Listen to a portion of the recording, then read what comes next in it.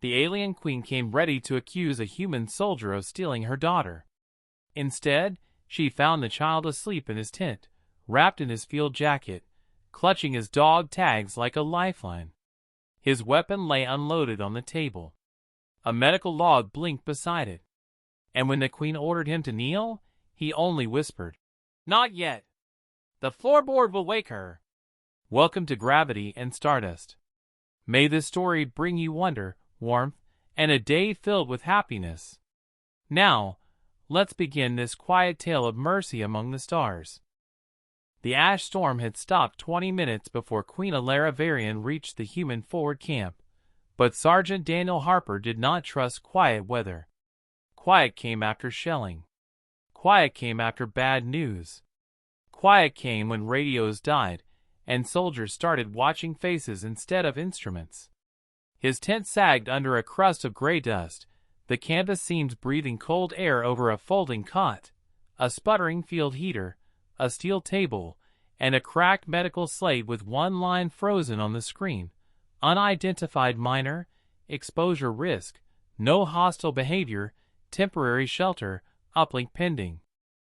The uplink had been pending for 47 minutes. Outside the wire, the storm relay blinked red. The command channel hissed like frying grease. Daniel had tried twice, logged both failures, then stopped draining battery because the child on his cot had finally quit trembling. She slept inside his field jacket, swallowed by olive drab fabric that smelled of smoke, rain, and cheap army detergent. A strip of thermal cloth wrapped both of her bare feet. Her pastel violet skin looked almost silver under the weak lamp.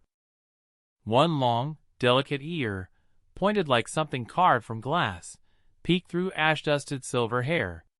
Her small hand gripped Daniel's dog tags with the desperate patience of someone afraid the world might vanish if the metal stopped making sound.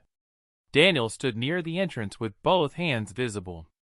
His sidearm sat unloaded on the table, magazine beside it, slide locked back. His combat knife had been taped inside a ration crate above shoulder height. Not hidden. Just out of reach. A child scared enough to crawl under enemy wire did not need sharp things nearby. Outside, the royal ships descended without engine noise. The mud puddles flattened first. Then every loose strap on the camp tents lifted and snapped in the same direction. Human soldiers along the perimeter stopped talking. Captain Miles' voice came over a dying local band, thin and rough. "Nobody touches a trigger. Nobody becomes history today." 6 Varian craft settled beyond the sandbags under white running lights and black royal fins.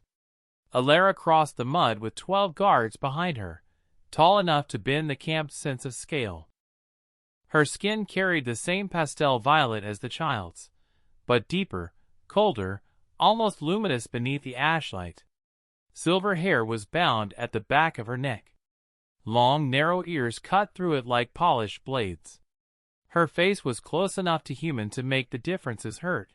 The still mouth, the measured breath, the eyes that did not search a room so much as claim it.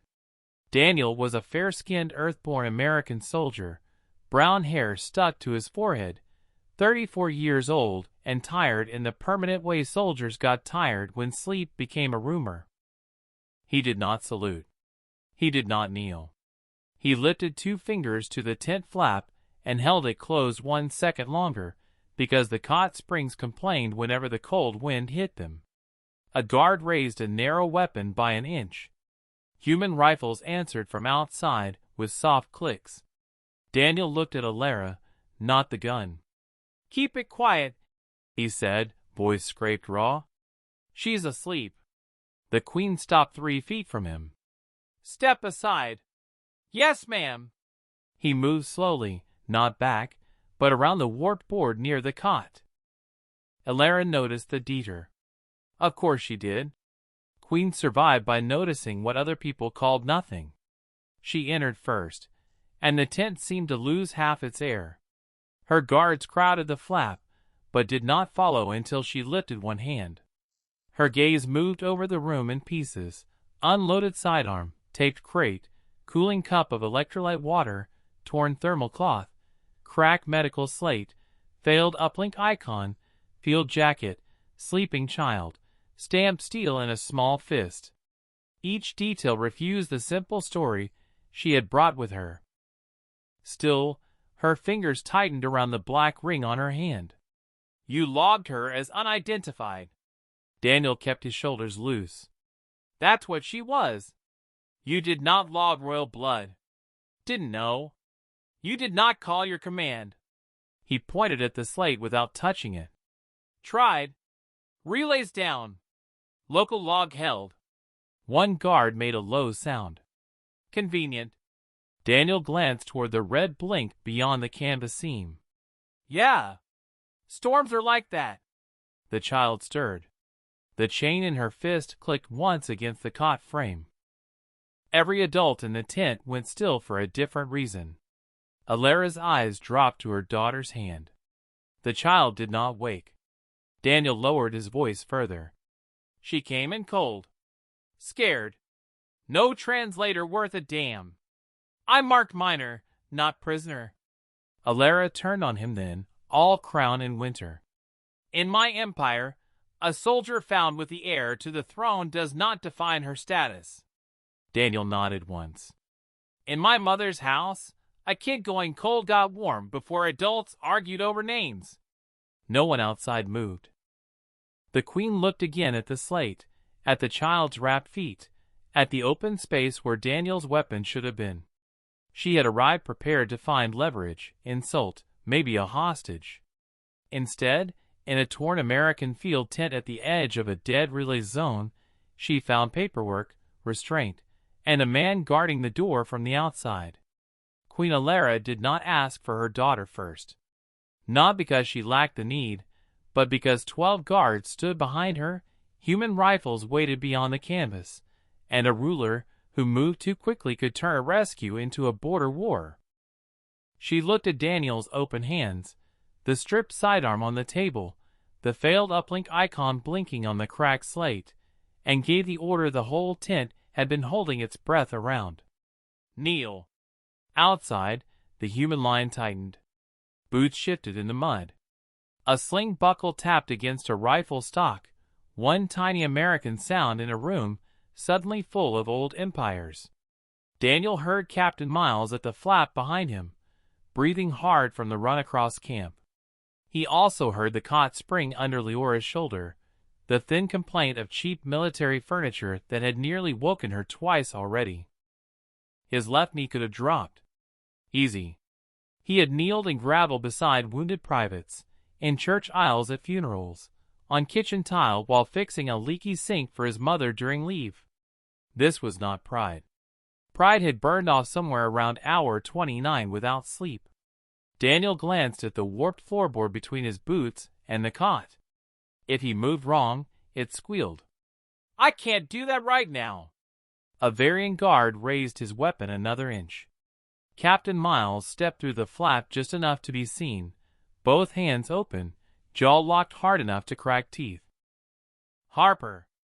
Daniel did not turn. Sir! That sounded like refusing a head of state. That's not what it is.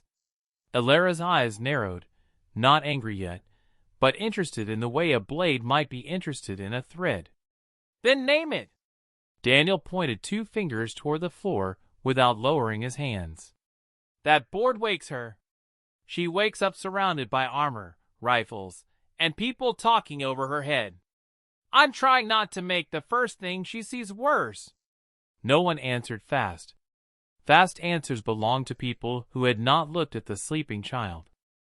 Alara stepped around him slowly, testing the claim with the edge of one boot. The board gave a thin wooden cry. Leora flinched beneath the field jacket.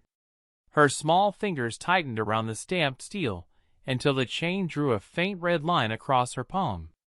Daniel froze. Alara froze too. That mattered more than any apology. Captain Miles lowered his voice. Sergeant, did you notify command? Daniel tilted his chin toward the slate. Emergency minor log at 0318. 2 uplink attempts. Storm relay failed both. Local record held. Miles moved to the table, checked the screen, and let the silence confirm what rank could not improve. He logged it. One royal guard said, "A local record can be edited." Miles looked at him. "So can official reports. Does it make either one useless?" Daniel shot him a look that meant not helping.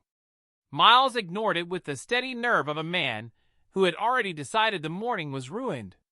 Elara held out one hand. "Show me." Daniel picked up the slate by its cracked corner and set it on the steel table between them. Not offered. Not withheld. Neutral ground made of cheap plastic and dying battery. Elara read the line once, then again. Unidentified minor. Exposure risk. No hostile behavior. Temporary shelter. Uplink pending. Her gaze lifted. "You chose the word minor. That's what she was. Not trespasser. She was lost. Not detainee. I didn't detain her. She is in your tent." Daniel looked toward the ash crusted along the bottom seam of the canvas. So was half the storm. The answer almost sounded careless. It wasn't. Elara heard the difference and disliked that she had. She walked to the cot and stopped at arm's length away. Leora's breathing stayed uneven but steady. Her wrapped feet rested beneath the oversized jacket. A cup of electrolyte water sat close enough for a child to reach without sitting up. Small choices. Irritating choices. Choices no captor needed to make. "You will transfer her to my custody," Elara said. Daniel nodded. "Yes, ma'am. Now!"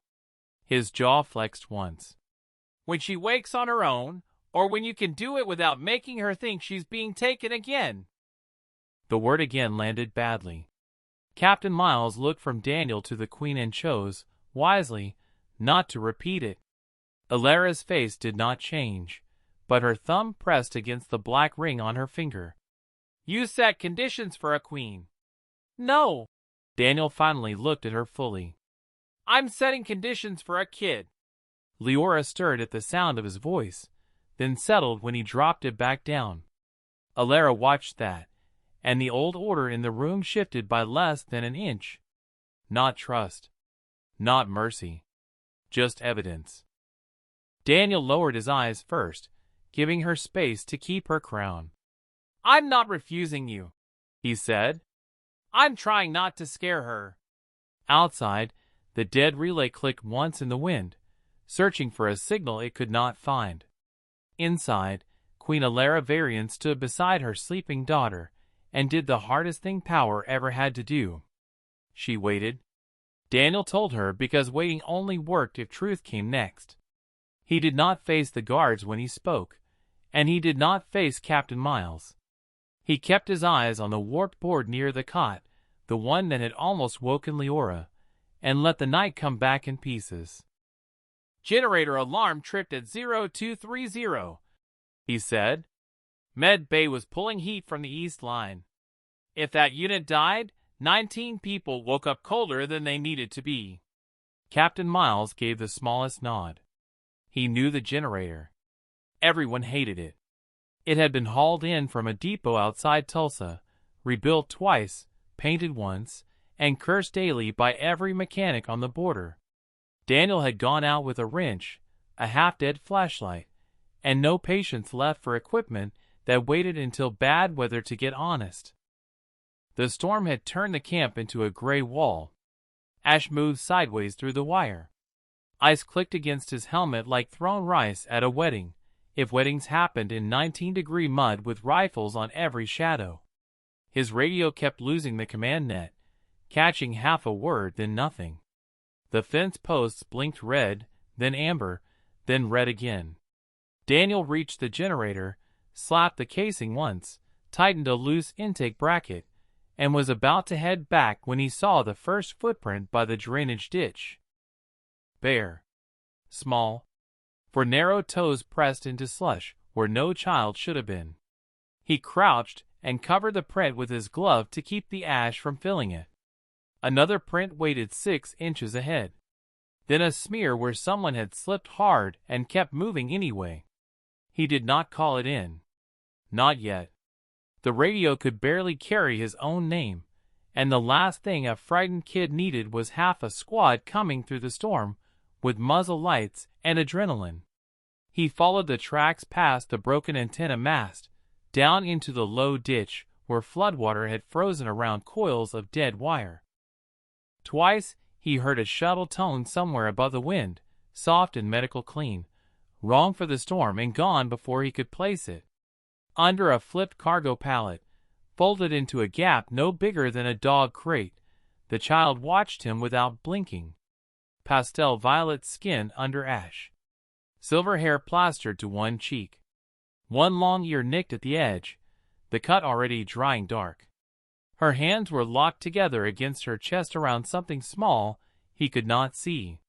Daniel lowered his rifle until the barrel pointed into the mud. Then he took off his helmet. The ash stung his eyes right away. Worth it. Helmets made adults into walls. Faces at least gave kids something to judge. "Hey," he said. "Rough night to be outside." She pressed deeper under the pallet. His collar translator flashed 4% battery, clicked, and turned her whisper into a broken strip of English. "Don't send me back." Daniel did not ask back where. Questions could feel like traps when a child had run barefoot through a storm. He pulled a peanut butter protein bar from his pocket, broke it in two, and set the larger half on a flat rock between them. Then he backed up 3 steps and looked toward the dead fence instead of her mouth. "Tastes like cardboard," he said. "Army keeps pretending that's food." She waited. Smart. Hungry, but smart. When she finally reached for it, her fingers shook so hard the wrapper scraped the rock.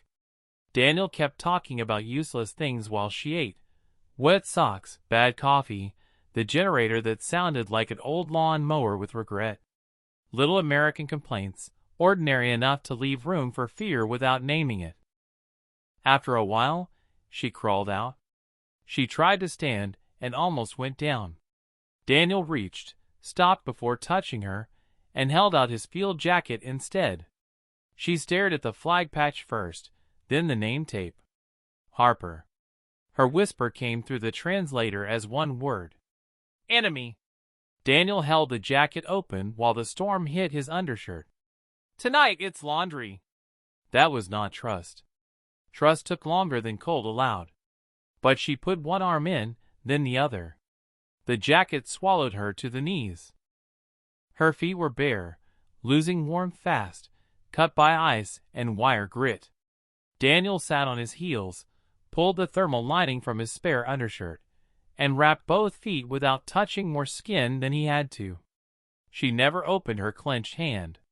He saw the dark edge of whatever she held and left it alone. Some things had to be surrendered later or not at all.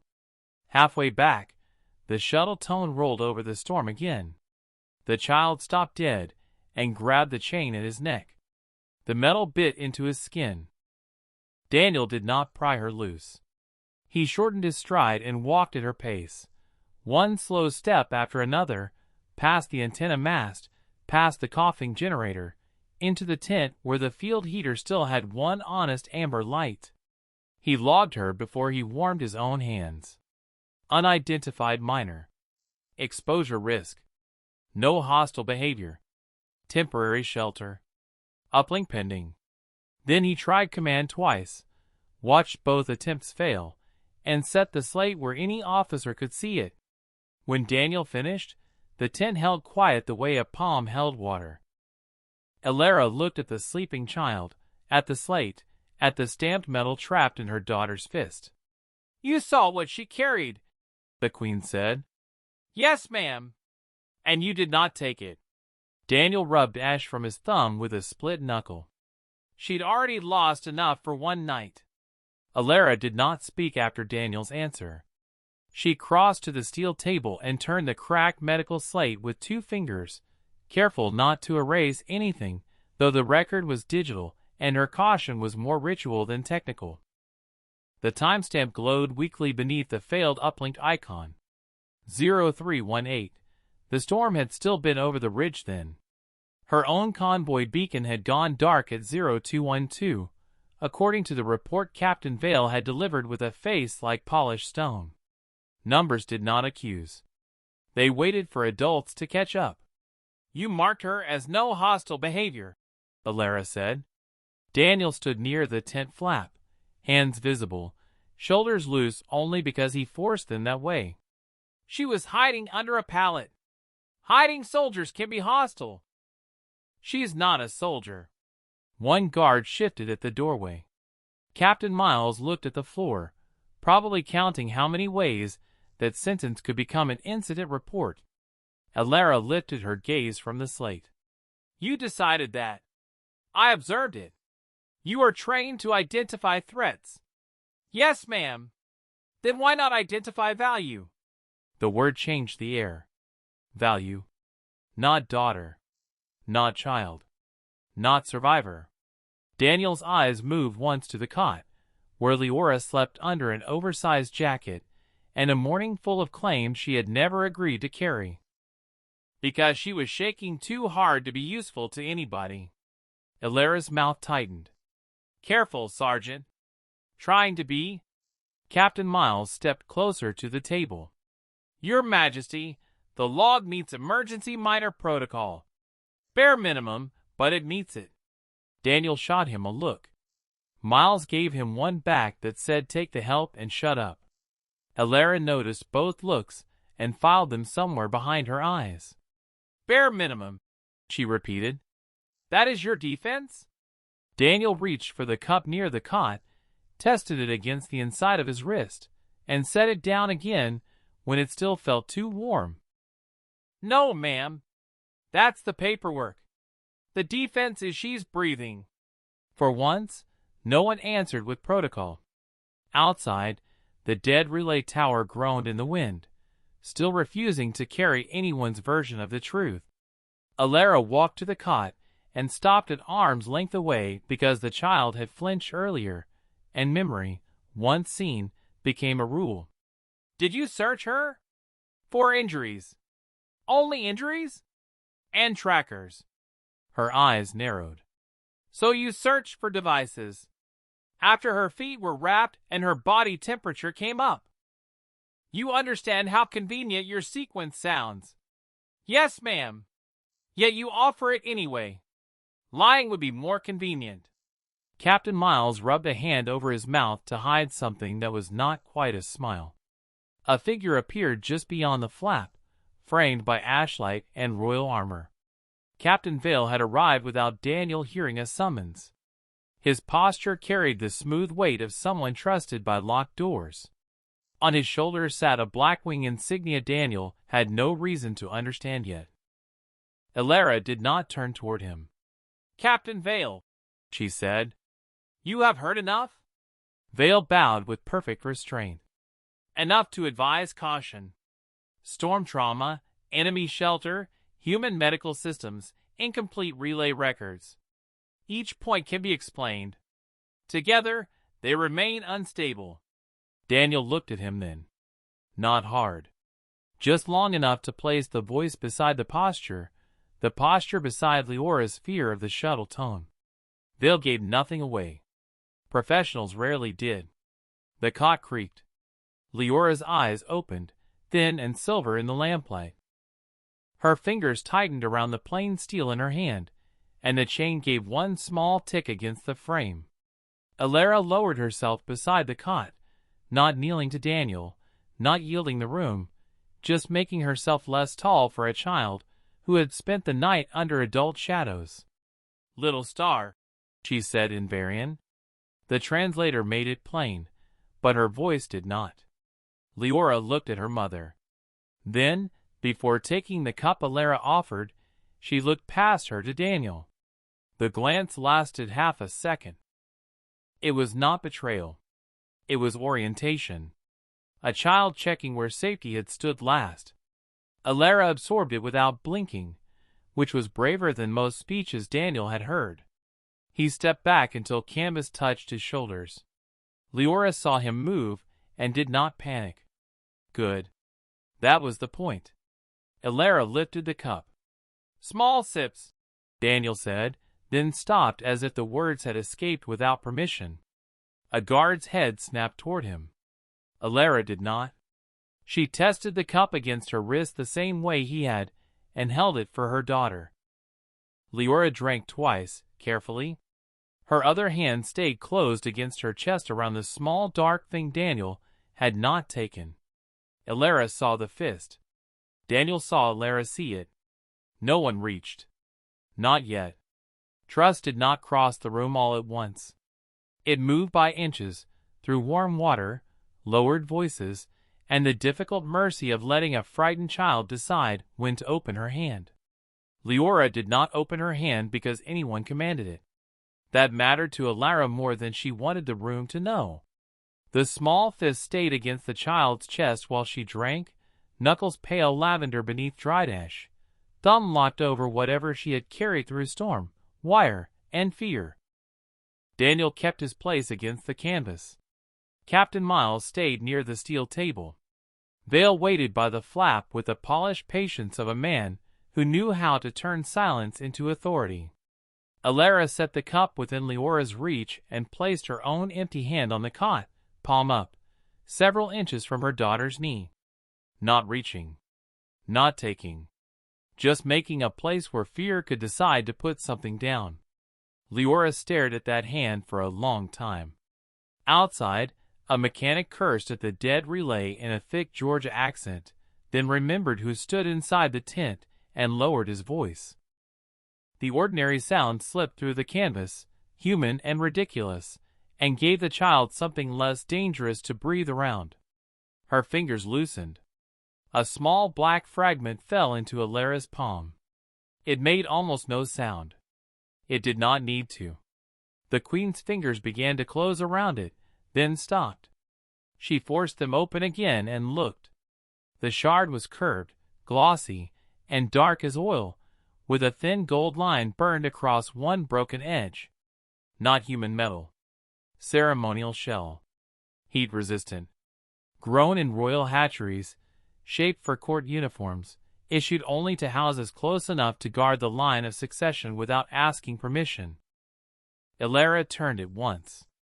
A fractured black bird's wing still showed beneath the ash. House Varric. Continuity faction. Nursery escort division. Men and women who spoke of stability in polished chambers, and never said how often children were the price of it. No one else in the tent knew all of that, but they knew enough from the way the queen went still. Captain Miles looked at the insignia, then at Vale, then away before looking became an accusation. Good officer. Bad poker player. Vale stepped in with his head bowed. Your Majesty, if I may. Elara's fingers closed around the shard at last. You may stand there. He accepted the limit with a smoothness that would have fooled a cleaner room. The princess endured exposure, enemy contact, and storm disorientation. Simple memory is unreliable under shock. House Varric supplied 3 escort units to the convoy. A fragment could have come from any loyal guard shielding her. It was a good answer. That made Daniel dislike it more. Leora pulled the field jacket higher around her shoulders. He said you sent him? The words were small enough that the translator almost missed them. Elara's eyes stayed on Vale. Who? Leora looked at the cup instead of any face. The man by the convoy door. Vale softened his expression into public concern. Many guards stood by the convoy door, little star. Daniel watched Leora's breathing change. Too fast. Too shallow. He reached toward the table, not toward her, and nudged the spoon a quarter inch so it stopped touching the cup. The tiny scrape broke the trap of everyone staring. Leora's shoulders dropped by a thread. Elara caught the movement and did not thank him. Gratitude would have made it visible. What else? The queen asked. Leora swallowed. He had sweet smoke. The tent shifted around the phrase. Not much. Enough. Vale's hand stayed folded, but his left thumb pressed once against the seam of his glove. Daniel filed it beside the shuttle tone, the perfect posture, the way Vale had arrived without being called. Alara's voice stayed level. Sweet smoke is used in nursery calming rites. Vale inclined his head. And in emergency medical kits. If convoy supplies ruptured during the storm, residual scent would be expected. Another good answer. Too good for a child's terror. Leora shook her head, silver hair sliding across her cheek. He said if I slept, you wouldn't have to choose. Alara's face did not break. It did something worse. It emptied. Captain Miles looked at Daniel. Daniel looked at the medical slate because eye contact could turn suspicion into movement before evidence could catch up. House Varric did not need an open murder on a border. It needed an unavailable heir, a grieving queen, a regency council formed for continuity, and a Cold War kept useful for people who sold fear as duty. Daniel did not know the court, but he knew the shape. He had seen smaller versions in base politics and school boards, places where adults wrapped cowardice in procedure until children learned to go quiet. Alara placed the shard on the table, exactly between herself and Vale. This will be verified. Vale bowed. Of course. Leora's hand crept toward the plain steel near her blanket, then stopped, uncertain now that everyone had seen what she could carry. Daniel unclipped the chain from where it had caught on the cot rail, and laid it beside her fingers without touching her. Still borrowed, he said. Leora nodded once, serious and pale. Alara watched her daughter choose the little piece of enemy metal over the royal cloak folded nearby, and the shard on the table seemed to grow heavier than any crown in the room. Alara did not touch the chain. She watched Leora's fingers settle over the stamped metal, and let the choice stand, though every palace tutor would have called it improper, and every minister would have found a colder word. Improper had lost its weight somewhere between the shard on the table and the child who flinched at familiar uniforms. Daniel remained near the canvas wall, far enough to leave the queen room, close enough that Leora could find him without turning her head. That balance irritated Alara because it was tactful, and tact from an enemy was harder to dismiss than insult. Her gaze moved to the ration crate taped shut above shoulder height. Your knife is there.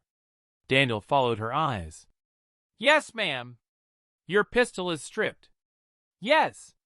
Magazines separate. Chamber open. That's the idea. You disabled your own protection in an enemy shelter. Captain Miles made a low sound near the steel table. Technically, it's our shelter. Daniel did not look at him. Not helping, sir. Alara ignored the exchange. Why remove every weapon from her reach? Daniel looked at Leora's wrapped feet, then at the dented cup, then at the spoon he had nudged away from the rim. He did not answer quickly. Fast answers sounded rehearsed. Because scared kids grab weight. Vale, still near the flap, tilted his head. That is not a military principle. Daniel rubbed his thumb along the seam of his pants where it had dried into the fabric. No. Alara waited. He came home and slept with a baseball bat for 2 nights. Leora looked up from the plain steel. The translator left baseball alone, confused by the word. A bat? She asked. Wooden club, Daniel said. Mostly used for breaking hearts in New York every October. Captain Miles almost smiled. Nobody else knew where to put that. Daniel kept his voice low. Mom let him keep it until he quit shaking.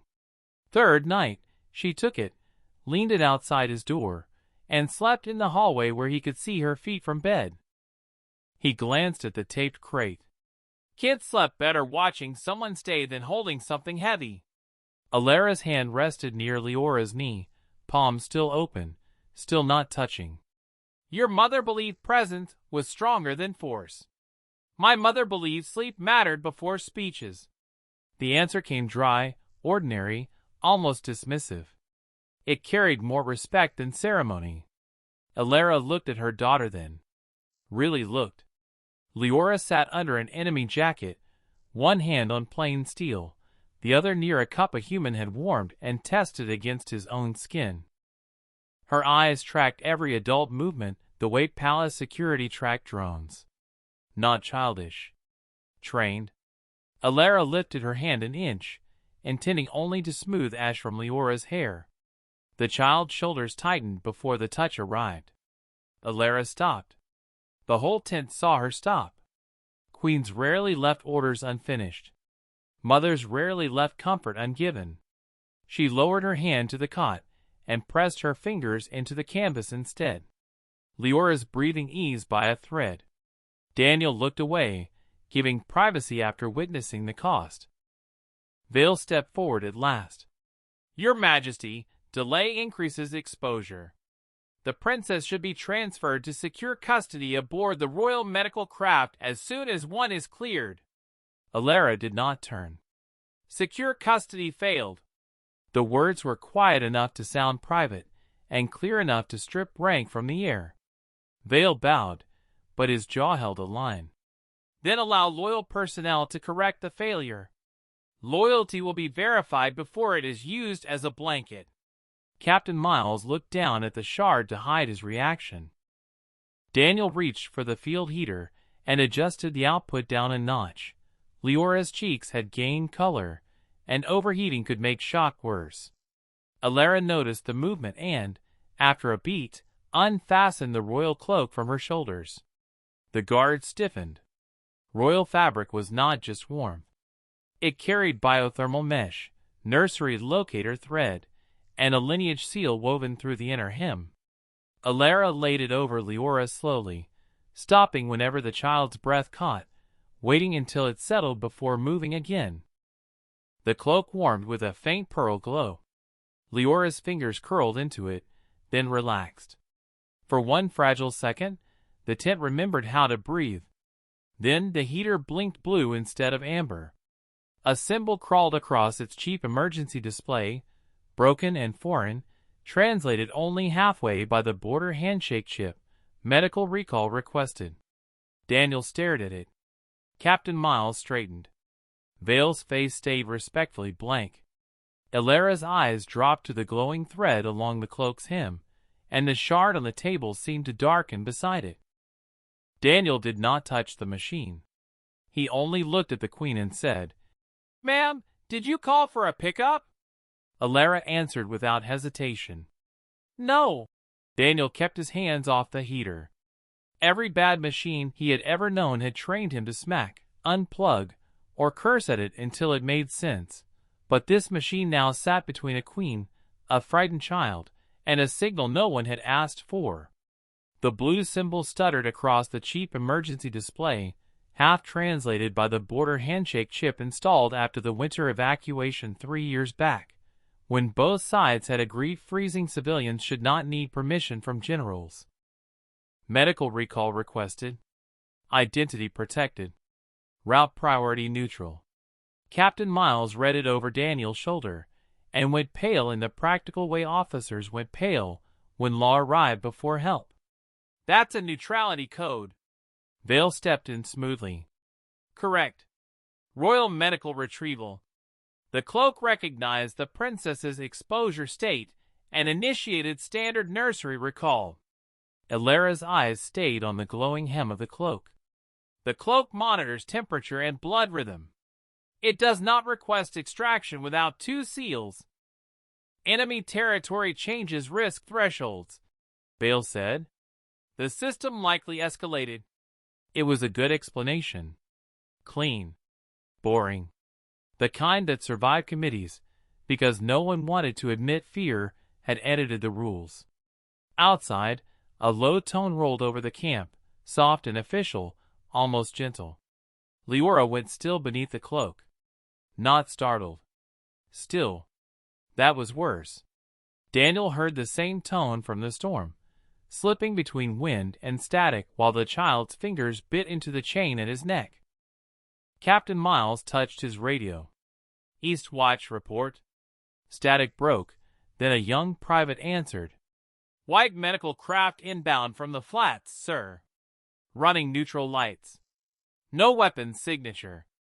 Do not lock on, Miles said. Repeat, do not lock on.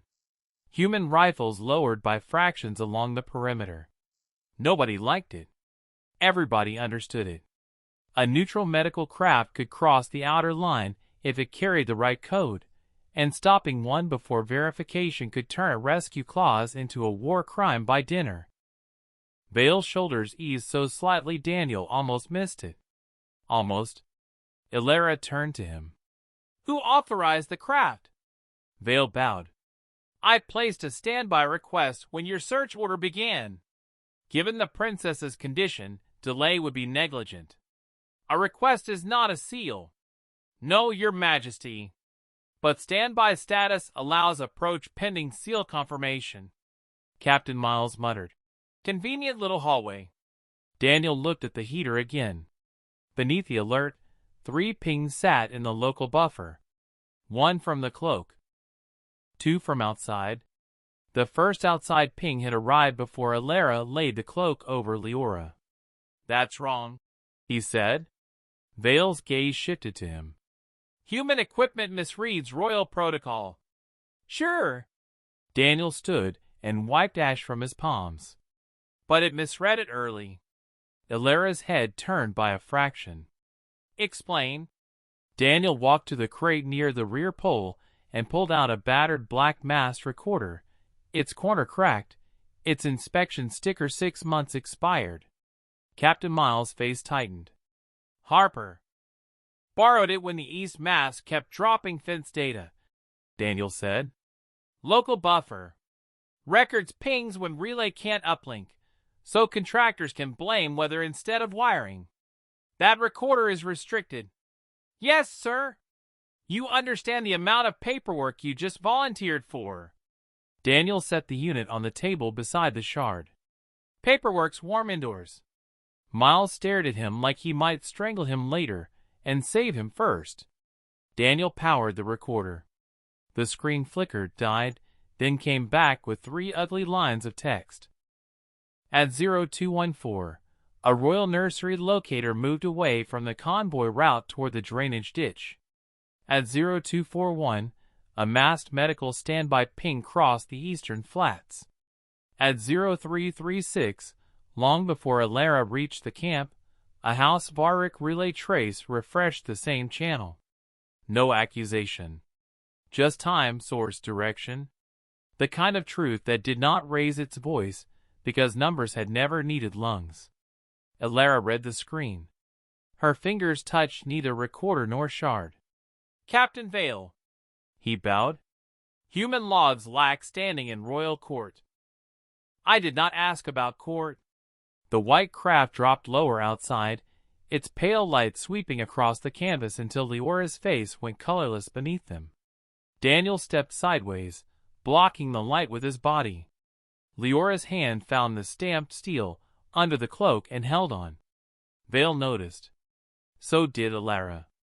So did Miles. Daniel looked through the open flap at the approaching craft, its windows too dark for a medical shuttle, its markings perfect enough to feel rehearsed. Ma'am, he said quietly, that thing didn't come because your daughter was cold. It came because somebody knew where she would be before you did. The white craft settled beyond the sandbags with the patience of something that expected doors to open for it. Its neutral lights washed the camp in soft blue bands, clean enough to make every rifle, boot, and mud track look guilty. No one fired. No one saluted. The hatch cracked an inch, then held there, venting a ribbon of sweet vapor into the cold air. Too thin in open air to drop a grown adult, but thick enough for a scanner to name it. Leora saw it before anyone spoke. Her fingers closed around the stamped steel beneath the royal cloak, and the chain gave one small tick. Daniel heard it and looked at Captain Miles. Custom scanner. Miles did not ask why. Good officers saved questions for rooms with chairs. He stepped out, barked toward the comms tent, and came back under a minute later with a handheld scanner built for cargo inspections, treaty checkpoints, and border agents who hated paperwork more than smugglers. Vale watched the device with polite contempt. Human customs equipment cannot certify royal medical contamination. Daniel took the scanner from Miles, but did not power it yet. Then it won't hurt to let it sniff. Elara held out the shard first. No drama. Just evidence moving from crown to table to machine. The scanner chirped, drew air through its intake, and blinked yellow. Trace compound identified. Nursery-grade sedative incense. Restricted ceremonial medical use. Leora stared at the cup near her knee instead of the screen. Alara's hand tightened once, then opened. Daniel scanned the cuff of his own field jacket, where Leora had clung to it during the walk back. Yellow again. He scanned the thermal wrap around her feet without touching her skin. Yellow. The royal cloak's inner hem glowed under the beam, and the scanner gave a sharper chirp, almost offended by the amount it found. Yellow, yellow, yellow. Miles stepped to the flap and swept the beam across the sweet haze drifting from the craft. The screen went red.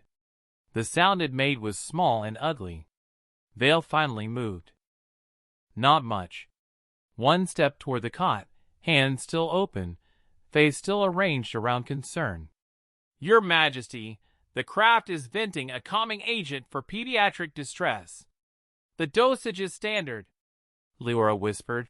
He said sleep would make it easier. The sentence did not accuse loudly enough for court. It accused enough for a mother.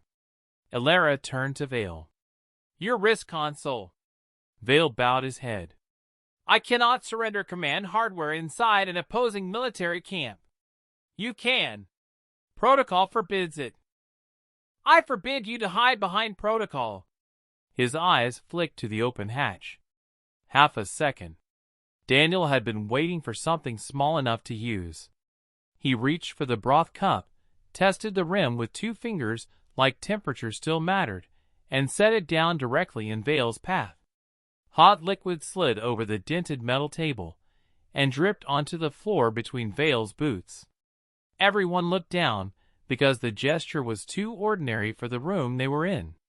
In that half-second, Miles raised the scanner, caught Vale's wrist console as it pulsed once, and the machine saved the outgoing ping with a cheerful green lock. Source captured. Destination matched. External craft handshake. House Barrick relay. The craft's hatch sealed by itself. The blue lights cut out. Vale's respectful expression thinned until only the uniform held him together. A custody signal, he said. Authorized by emergency doctrine. Elara stepped between him and Leora, not fast, not theatrical, just final. Emergency doctrine protects children. Her voice stayed low. It does not move them like evidence. 2 royal guards looked at Vale. 4 looked at Elara. The rest looked at the scanner, because numbers made betrayal easier to stand near. Captain Miles kept both hands visible, the device resting flat on his palm like an offering to anyone who wanted the truth badly enough to pay for it. Daniel stayed by the cot, blocking the craft's dead lights from Leora's face. Vale looked at him then, really looked, and Daniel saw no monster there. Only a man who had convinced himself that empire survived by making children disappear before politics got messy. That almost made it worse. Elara removed the black ring from her finger and pressed it to the scanner screen. The device accepted the royal seal with a muted tone. Recorded under joint witness, Miles said. Human command confirms. Elara nodded once. Captain Vale of House Varric, you are relieved of proximity to the royal line pending inquiry. Not dragged away. Not struck. Not given the mercy of becoming a martyr. 2 guards stepped to either side of him, and this time he did not tell them where to stand. Leora reached for her mother's sleeve. Elara lowered her hand and waited. The child took it on her own. Daniel looked away before the queen could see him notice. By late afternoon, the white craft no longer looked medical. Human techs peeled away the neutral markings with solvent and gloved patience, uncovering a narrow black wing insignia beneath the paint. House Varric had not hidden it well. They had trusted the right people not to look. Captain Vale stood near the outer sandbags between two royal guards, who had served under him that morning and would testify against him by nightfall. No cuffs. No bruises. No spectacle. Elara had refused him the easy theater of humiliation. Men like Vale knew how to survive outrage. Procedure gave him less room to breathe. Captain Miles photographed the craft, the scanner record, the mast recorder logs, the shard, the field jacket cuff, and the thermal wrap before anyone touched them again.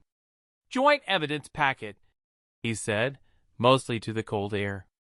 "2 command chains, 1 copy each, sealed before sundown." Elara gave a single nod.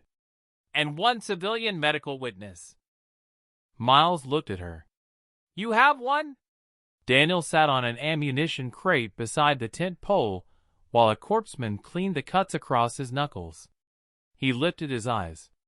"There's a pediatric nurse in Med Bay. Retired from Cleveland General. She scares lieutenants." Miles pointed at him without looking. "Stop volunteering people while bleeding. It's a scrape." The corpsman tightened the gauze. Daniel shut his mouth. Leora sat on the cot again, no longer hidden under the field jacket, but still wearing it around her shoulders. The royal cloak lay folded beside her, its locator thread disabled and tagged as evidence. She held the dog tags in both hands, not gripping now, just reading the stamped letters with one fingertip, as if plain steel could teach a safer language than court seals. The first agreement fit on 2 pages. That was why it had a chance. No peace treaty. No flags. No speeches about a new age. Just a field protocol written on a scratched steel table that still smelled faintly of broth and machine heat. Unarmed miners crossing the border would be logged as protected persons before any military classification. Emergency shelters would hold until medical risk was stabilized. Medical craft would require 1 command seal and 1 civilian medical seal before entering contested ground. Royal or human custody claims would pause if a child showed distress around the assigned escort. Distress was not proof. It was enough to slow adults down. Daniel liked that line best and said nothing, because liking policy out loud felt like asking the universe to ruin it.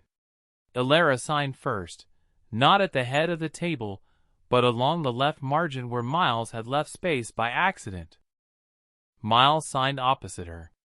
The retired nurse from Med Bay, Patricia Doyle, 5 feet 2 inches tall with gray hair, steady hands, and no interest in being impressed by crowns, read every line twice before adding her name. "Needs clearer language on sedation," she said. Elara looked at her ministers. "Make it clearer." The ministers did. Power changed shape when someone finally made it answer a nurse. Near sunset, the camp began to move again. Radios recovered in broken pieces. Men found reasons to check straps and fuel cells and each other's faces. The storm clouds pulled back from the ridge, leaving the flats gold, ugly, and honest. Elara stepped outside Daniel's tent and cut a narrow strip from the inner hem of her cloak with a small ceremonial blade. Every varying guard went still. Daniel stood beside Miles, jacketless in the cold because Leora still had his. "That expensive?" he asked. "Very. Figures." Elara tied the strip around the center pole, just below the lamp cord. "This shelter is under my witness. No Varian soldier may enter it in anger." Miles folded his arms. "It's army property. Your army may object in writing." Daniel almost smiled. Miles did not bother hiding his. Leora came last. She crossed the mud carefully, the field jacket hanging to her knees, the plain metal pooled in her palms. Daniel crouched before she reached him, so she would not have to look up. She held it out, then pulled it back for one final second, pressing the stamped steel to her forehead. "Borrowed," she said. "Borrowed," Daniel agreed. She placed the chain in his hand. It felt warmer than it should have. Ilara did not rush her. That was what Daniel remembered later. Not the ships, not Vale, not the signatures. The queen waited while her daughter finished saying goodbye to a little piece of enemy metal. When Leora finally took her mother's hand, she did not flinch. Daniel looked at the ground before anyone could make that moment political. Months later, official reports would call it the Ash Ridge Minor Protection Protocol. House Barrick would deny, delay, fracture, and bleed influence through hearings too quiet for history books. Daniel would receive a reprimand for mishandling restricted equipment and a sealed commendation no one mentioned at roll call. The tent stayed up through winter because nobody found the right form to remove it. Under the lamp, beneath the strip of royal fabric, someone fixed a small metal plate to the center pole. It did not name a hero. It did not name a queen. It only said what happened before the adults learned how to write better laws. Here, a human soldier followed the smallest rule when the largest powers forgot it. Let the frightened child sleep. Thank you for staying with this story until the end. If it moved you, surprised you, or made you think, leave your thoughts in the comments. And don't forget to subscribe to Gravity and Stardust for more cinematic HFY stories among the stars.